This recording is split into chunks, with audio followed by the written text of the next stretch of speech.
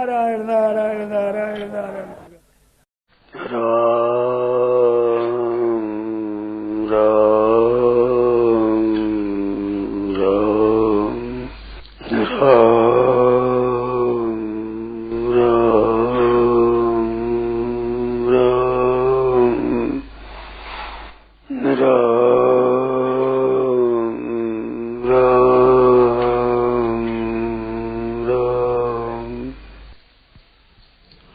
अष्टयाम सेवा विस्तार पूर्वक है, कैसे बताऊं।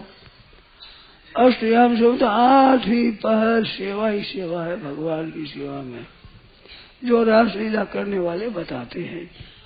इस तरह से अपने मन से एकांत रह करके और अष्टयाम सेवा में अपना सब समय व्यतीत करे। उम्र भर का 8 ही पहर भगवान में लगे रहे, दूसरा 8 पहर वैसे लग जाए, तीसरा 8 पहर वैसे लग जाए, चौथा 8 पहर, ऐसे उम्र इसमें बीत जाए, वो बढ़िया है।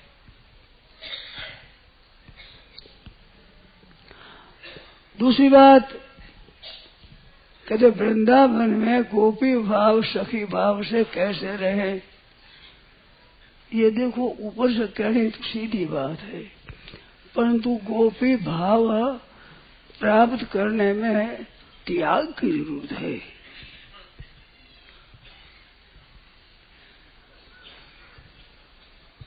उद्धव जी महाराज कहते हैं या दुष्त्यजम स्वजनम आर्य पथन से हित्वा। जो कुटुंब में पति पुत्र अधिक है उसके साथ भी राग नहीं है। या दुष्त्यजम स्वजनम आर्य पथन से हित्वा। स्वजन को और धर्म के रास्ते को भी छोड़ करके भगवान को प्राप्त हो गई, तो पहले अपने कुटुंब का मोह छूटे बिना गोपी भाव नहीं होता। अपनी स्त्री है, अपना पुत्र है, अपने माता पिता, अपने भाई, अपने भौजाई, खास कुटुंब ये है। खास कुटुंब चाचा ताऊ आदि दूर होते हैं। खास मैं हूँ ऐसा मानने वाला अपने आप को मानता है, अपनी स्त्री को मानता है, अपने बच्चों को मानता है, भाई को मानता है, भौजाई को मानता है, बच्चों को मानता है, माँ बाप को मानता है। ये खास कुटुंब है।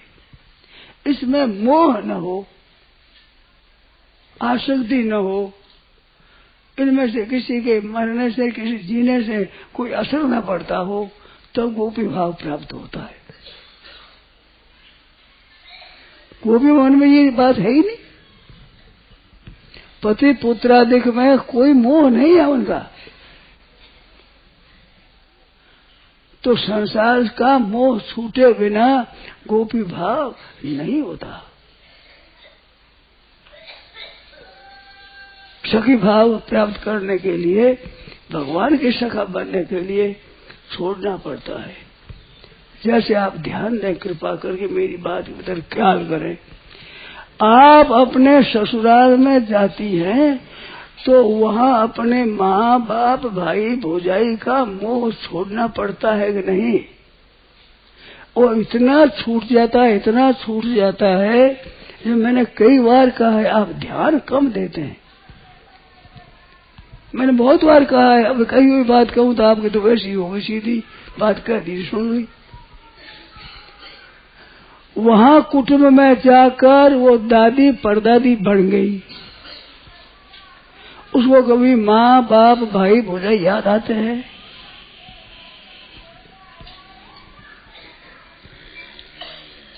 वहाँ की बात व्यवस्था देखते हुए भी घर खोयो पराई जाई, पोते की बहू आ गई थोड़ी सी खटपट करने वाली, तो कहती है घर खोयो पराई जाई, छोकरी ने मेरा घर बिगाड़ दिया। तो उस समय उसको याद नहीं कि मैं पराई जाई हूँ, ये याद ही नहीं, मैं तो यहाँ की हूँ। ऐसे भगवान की हूँ मैं, तब सो गोप्य होता है।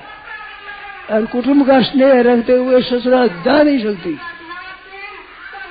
और जाती है तो इतना छूट जाता है कि वो अपना है ही नहीं, हुआ ही नहीं, होगा ही नहीं, संभव ही नहीं। पीहर वालों का समाचार ही नहीं पूछती कि मेरे भाई भौजाई भतीजे कैसे हैं, उसके बाद उनके बच्चा बच्ची वो कैसे हैं, इस बात ख्याल ही नहीं होता। ऐसा भगवान के साथ सखी भाव होने पर कुटुंब में ये हो जाना चाहिए, तब सखी भाव होता है।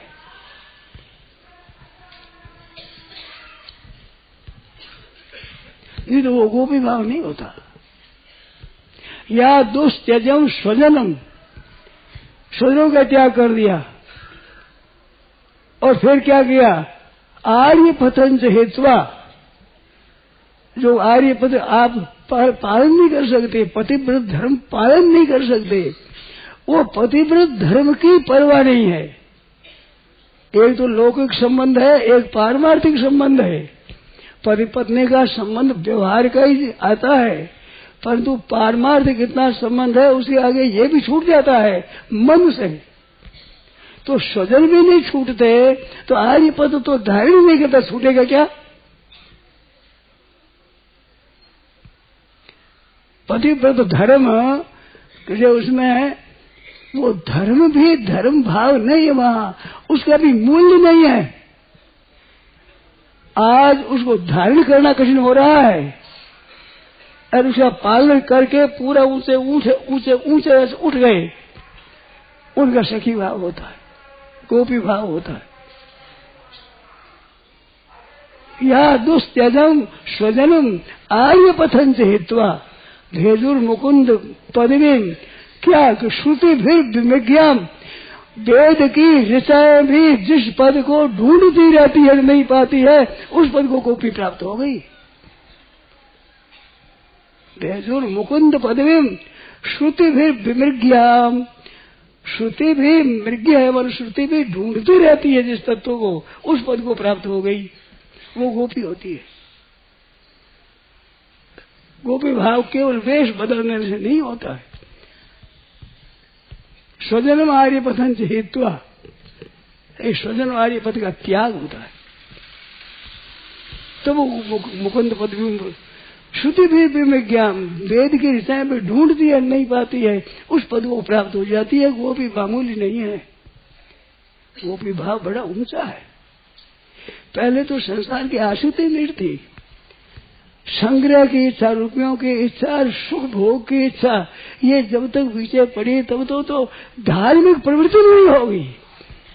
धार्मिक प्रवृत्ति हो और उससे भी ऊंचे उठ जाए तब गोपी भाव पैदा होता है। स्वजनम आर्य पथन से अनार्य दुष्टम स्वर्गीय मकीर्ति कर्म अर्जुन को ये 3 बात बताई, उनका त्याग करके आसाम हो तरण देव रेणु। खास बृहस्पति के शिष्य उद्धव जी महाराज वे कहते हैं, इन गोपियों की चरण रज्जि लेने के लिए मैं कोई घास फूस लता द्रुम बन जाऊं यहाँ, जो प्रेम में मतवाली जावे तो उनकी रज्जि उड़ करके मेरे पर पड़े तो मैं निहाल हो जाऊं। बोलो,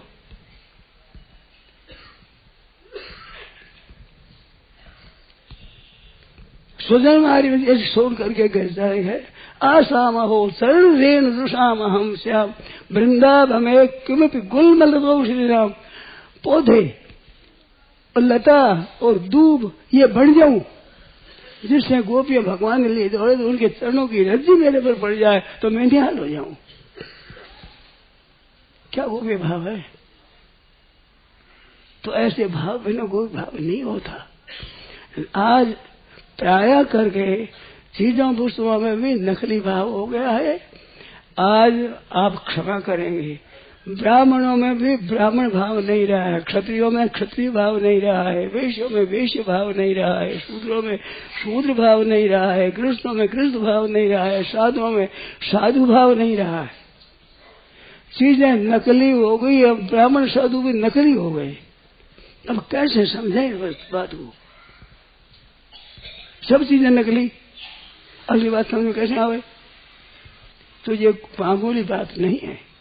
इस वास्ते तेजी का वैराग्य चाहिए। कुटुंब के छोड़ने कोई परवाह नहीं, पति मर जाए, पुत्र मर जाए, भाई मर जाए, बंधु मर जाए, भौजाई मर जाए, माँ बाप मर जाए तो मर जाए, कुछ असर नहीं पड़ता उस पर।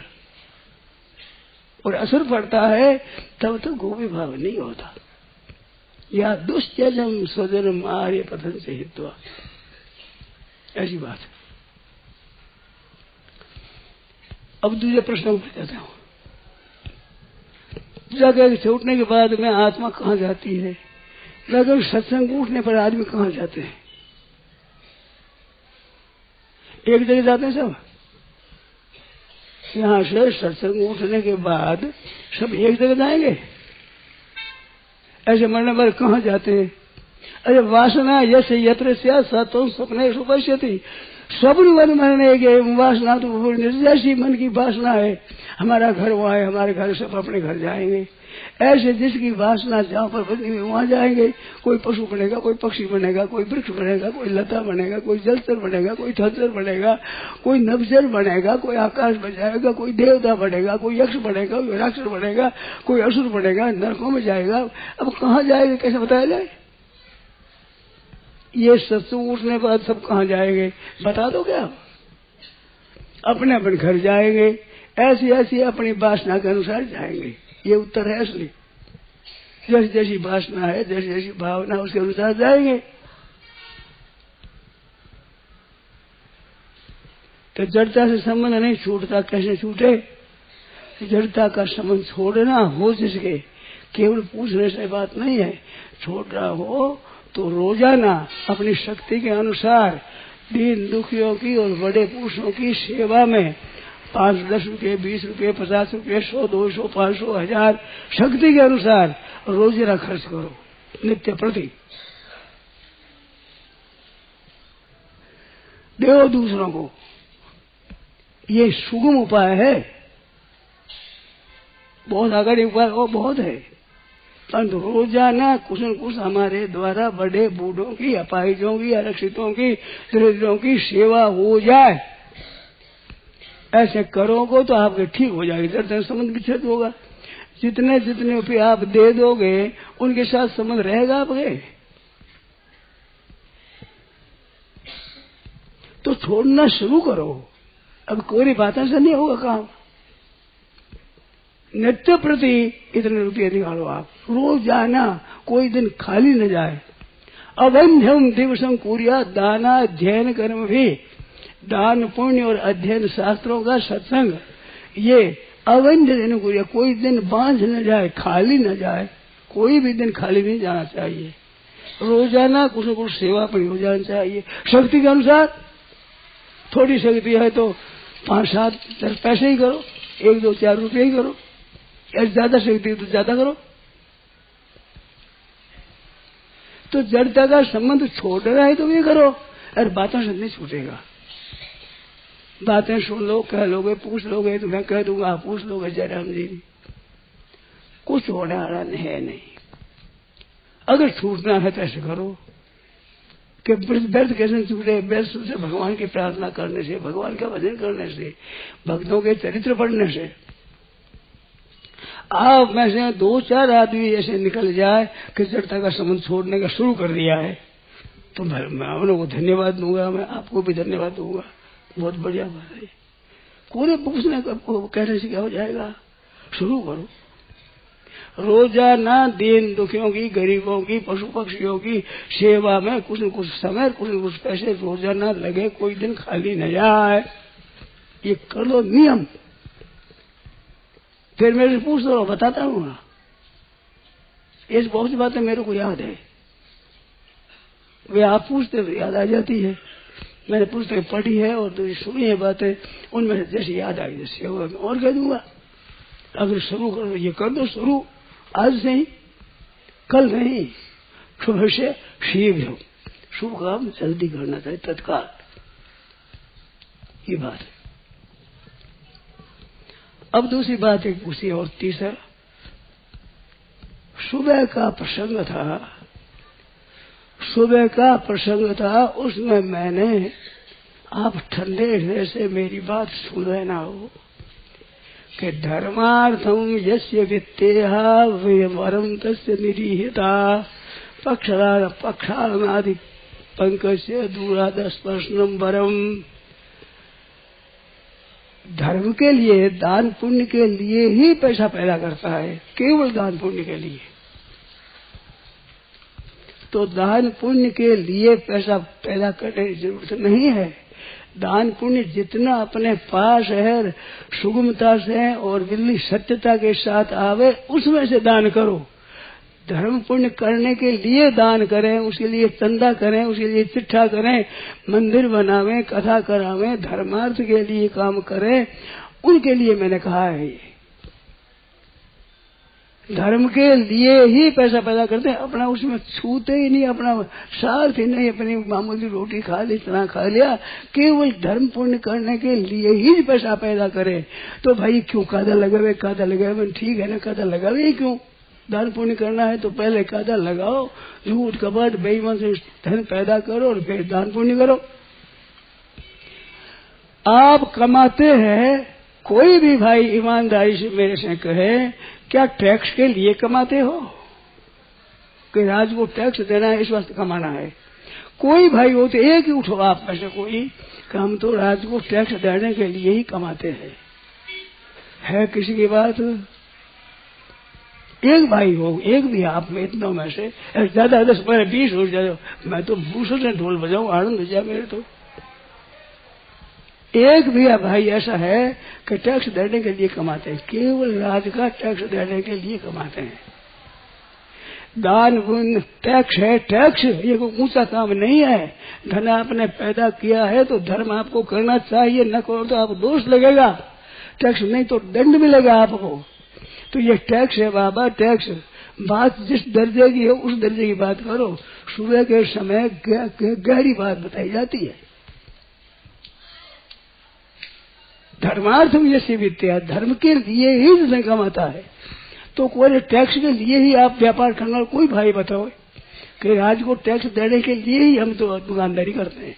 है कोई आप में नौकरी करते हैं, दुकानदारी करते हैं, खेती करते हैं, जीविका करते हैं, वो सब केवल टैक्स देने के लिए करते हैं। है उद्देश्य किसी का? तो ऐसे धर्म का उद्देश्य धर्म है तो टैक्स है। तुमने धन संग्रह किया है तो तुम्हें देना चाहिए, न दे तो दोष के भागी बनोगे। कुछ टैक्स देना कोई बड़े भारी पुण्य है क्या? ये मैंने कहा आप नहीं समझ सकते। कहते हैं कि गायों की सेवा में लगावे, सत्संग करावे, संघ आयोजन करे, विश्वविद्यालय बनावे, क्या ये भी लेकर कादा लगाना है? आप ऊंधे समझ जाओगे बाबा। टैक्स तो दोगे नहीं और अन्याय करोगे और पैसा संग्रह करोगे, ये दुरुपयोग होगा। धर्मार्थम यस्य वित्तेह, ये कहा है कि जिसका धर्म पुण्य करने के लिए कमाते हैं, केवल सरकार को टैक्स देने के लिए ही हम कमाते हैं। ऐसा कमाए तो क्यों कमाओ भाई, क्यों कायदा लगाओ? अब कमा लिया, पैसा है तो उसका टैक्स दो, विश्वविद्यालय बनाओ, गायों की सेवा करो, सत्संग आयोजन करो, प्रयास कराओ, पैसा लगाओ। क्योंकि पैसे आपने कमाए हैं, इस बात से टैक्स लगेगा। ये कमाए नहीं टैक्स इस बात का। गहरी रीत को समझो, नहीं समझो तो फिर प्रश्न करना मेरे से। बार बार प्रश्न करके इस प्रश्न को हल करना है। तमाशा नहीं, खेल नहीं है, ठीक तरह से समझना है। ऐसे पीछे पड़ जाओ तो मैं मेरा जन्म सफल मानूंगा, समय सफल मानूंगा कि मेरी बात की तरफ ध्यान देने वाले हैं तो सही। इसके पीछे पड़ जाओ तो ये बात समझ आवेगी। एक आदमी करोड़ों रुपए इकट्ठे करके बड़े भारी लोकोपकार कार्य किए, एक त्यागी ने कुछ नहीं किया तो जड़ता से त्याग कर भगवान में लगा है। इन दोनों में श्रेष्ठ कौन सा है? एक तो रुपया कमा कर दान में लगाता है, एक केवल भगवान में लग गया, श्रेष्ठ कौन सा है? आप गोस्वामी जी को याद करते हो, सूरदास जी महाराज याद करते हो, हरिदास जी महाराज याद करते हो, किसी दानी धनी को याद करते हो क्या? बताओ, बोलो कोई। भामाशाह हुए, भामाशाह जब पर मेवाड़ पर आफत आई उस समय में बहुत करोड़ों रुपये थे उसके पास, बहुत सब राणा के लिए लगा दिया। महाराज ये आपका धन है, लगाओ। इस दोनों मुसलमानों के साथ उसने लड़ाई की थी, शेर भामाशाह। तो उसके रुपये थे, इसलिए रुपया ज्यादा हो तो आप दान पुण्य करो, जरूर नहीं करते हो तो पाप के भागी हो गए। धन मत धर्म जो ना करे, अरे नरपत करे ना न्याय, धनवान धर्म नहीं करते, राजा न्याय नहीं करते। अरे भगत करे नहीं भगतड़ा, ये भगतड़ा बढ़िया हुआ, रोजाना जप करे, कीर्तन करे, ये भगतड़ा भक्ति करे नहीं, भगवान में प्रेम हुआ ही नहीं। वर्ष बीत गए, प्रेम हुआ ही नहीं भगवान में, तो भक्ति करे नहीं, भगतड़ा कीजे कौन उपाव, कीजे कौन उपाव। सब सुन लो, मारी दो पैती रे पूर ददी जब आवे भाई, जो सुनती आवे पत्थर बांध पटको इनको तीनों को। धर्म तो धर्म जो ना करे, अरे दर्पण करे नहीं आओ, अरे भक्ति करे नहीं भगतड़ा, कोने बढ़िया फिर हुई, वे पत्थर बांध के पानी में फेंके जैसे आदमी है वे। राजा न्याय नहीं करता, भक्ति नहीं करते, तो धर्मवान होकर धर्म पूर्ण नहीं करते, तो टैक्स चुकाते नहीं, कोई धन इकट्ठा करते हैं, अन्याय करते हैं। आज किनका नाम लेते हो आप? सूरदास जी महाराज हुए, गोस्वामी जी महाराज हुए, हमारे हरिदास जी महाराज हुए, यहाँ ब्रज में कितने भक्त हुए हैं, ठाकुर जी के भोग लगाते हैं, आप स्वयं चना खाते हैं, उनका नाम लेते हैं। किसी धनी का नाम लेते हो चिंतन कर तो बताओ कि वो इतने राजा हुए, इतना काम किया, उसने इतना काम किया। राजाओं ने काम, बड़े बड़े काम किया राजाओं ने। जोधपुर के दरबार ने जवाई बांध लगाया है, उस बांध का भर जाए तो 3 वर्षों तक जोधपुर सगले को, पाली संपूर्ण को, कई गांवों को 3 वर्षों तक पानी देता है। इतना जवाई बांध बनाया है, वो आज तैयार है। वहां से जोधपुर पाली कई गांव पीते हैं उससे, जोधपुर सब उससे पीता है। नहर लगी हुई मैंने देखी है, नहर आती हुई देखी, 8 बार नहर बहती है वहां से। ऐसे काम कराए। राजा थे तो धन था पास में, आज धन कमाते हैं, टैक्स पर टैक्स लगाते हैं, कितने बांधवाद है जिसमें दुनिया का उद्धार हो जाए। गिनती को उसके समान नहीं है, थोड़ा थोड़ा काम किया करते हैं, अच्छी बात है, मैं उसकी प्रशंसा करता हूँ। परंतु हमारे को पद मिले, धन मिल जाए, इसके सिवाय उपकार करें ऐसा भाव है किसी का? और भजन ध्यान करने वाले कुछ कौड़ी एक नहीं लेते। अब उन दोनों बड़ा कौन हो बताओ, जिन्होंने ऐसे दान दिया है, ऐसा काम किया है। दुनिया पीते, हजारों वर्षों से पी रही है दुनिया, अब पीते जवाई बांध से। नहर आती है महाराज, बड़ी सारी नहर जोधपुर में, सब देश जोधपुर भर उसे पीता है, पाली उसे पीती है, और कई गांव पीते हैं, मेरे को याद नहीं है, मैंने खोज नहीं की है, कई गांव पीते हैं। अरे 1 वर्ष भर जाए तो 3 वर्षों में वर्षा न होए तो भी पानी पूरता है सब देश को। ऐसे राजाओं ने बांध बनाए, तो क्यों बनाए? उनके पास पैसा था, राज्य था, इस वास्ते करना चाहिए। ये तो धनी के ऊपर टैक्स लगता है, ये कोई बड़ी भारी बात थोड़ी है। सूरदास ने कोई बांध बनाया, गोस्वामी जी ने बनाया, कोई तुलसीदास जी महाराज ने, हरिदास जी महाराज ने बनाया कोई ऐसा? अरे उस पर लागू ही नहीं होता। ये तो टैक्स है, जिसके पास धन है वो करे ऐसा। आज धन कमा करके और क्या करते हैं, कोई ऐसा पारमार्थिक काम करते हैं? अपना कुटुंब पालन करना, अपना नाम ला, अपने अपने कमाते। आज राजाओं की बात कहे तो सह नहीं सकते लोग, केवल चूसने, प्रजा को चूसने वाले ये बात अल्लाह बताते हैं। पर उन्होंने कितना काम किया है, बड़े बड़े काम किए। गुलाब सागर बना दिया, एक गुलाब भाई थी जिसने सब शहर पिया था, अब उन्होंने कूड़ा करके डाल कर वो खराब कर भ्रष्ट कर दिया। गुलाब सागर और उसका बच्चा, उनको पानी रोज लाते थे, मैंने देखा हुआ है। पनघट चलती थी खूब, दिन भर पनघट चलती थी, सुबह शाम तक। तो ऐसे ऐसे काम किए हैं कि करना चाहिए, जरूर करना चाहिए, आज भी करना चाहिए। जिनके पास धन है वो छोड़कर मर जाओ, क्या फायदा होगा बताओ? तो धनी वालों को ऊपर ये कहने लगती है, धन के धर्म के लिए ही धन कमाना, वो राज को टैक्स देने के लिए ही धन कमाना है, केवल राज को टैक्स देना, इस बात धन कमाते हैं। है किसी उद्देश्य? गहरी बात को कहने समझने वाले बहुत थोड़े हैं, मेरे को बहुत कम मिले ऐसे आदमी जो इन बातों को गहरी रीति से समझे। थोड़ी सी बात कही जब कैसे समझोगे? समझ नहीं सकते। अब वो त्यागी पड़ा है कि वो धनी है जिसने सब काम किया। अब आपको तो वही बड़ा धन और पैसा से काम हो जाए, वही आपको बड़ा लगता है, भजन ध्यान बड़ा लगता ही नहीं। अब उसको कैसे समझावें? बच्चे खेलते हैं, वो कहते हैं वो कांच का टुकड़ा लाल पीला वो बड़ा है, रुपये बड़ा है, बताओ और रुपये क्या करें? कांच को देख लिया राजी हो गए, रुपये क्या करें? अब उनको समझाओ, रुपये कैसे समझेंगे? वो पढ़ाई हो तो पढ़ाई नहीं करेंगे। मैंने थोड़ी बात बताई है, इन्हें समझने मशहूर है। जिन्हें कुछ लीना नहीं दीना बेर हजार, उसने 1000 बार कैसे दिया ये समझ में नहीं आया। आप समझ में कैसे आवे? आपके पैसों का महत्व बैठा हुआ समझ में कैसे आवे? खेल खिलौना का महत्व बैठा हुआ विद्या कैसे पढ़े?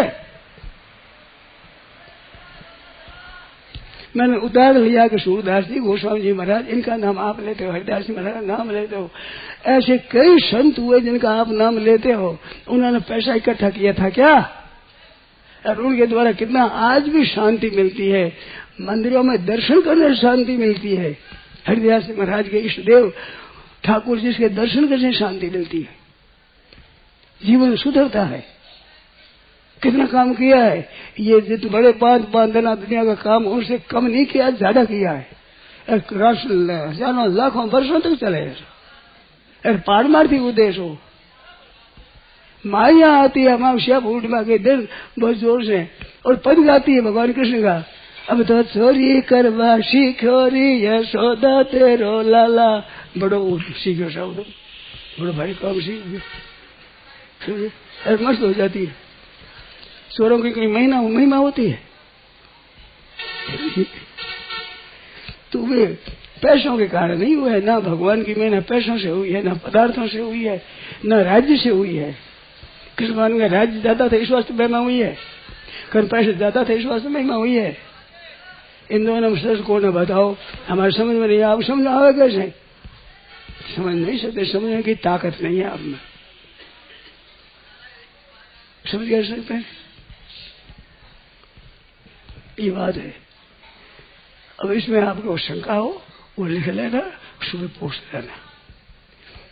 अब भाई मेरे मन में आता तो कीर्तन करो, मस्ती से करो कीर्तन। अच्छा सुबह जैसे किया वैसे जो कीर्तन वाले भाई है बड़ा साफ है, मन लगा करके कीर्तन करे।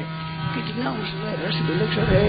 कीर्तन के रस में लग जाओ तो ये कथा भी फीकी हो जाएगी, परंतु कीर्तन करे तो लोग पसंद नहीं करते, तो कथा सुनाओ। अब कथा और कीर्तन में भी कथा आपको दिखती है बड़ी भारी, बड़ा भारी है कीर्तन जो भगवान का नाम है, शुद्ध कथा।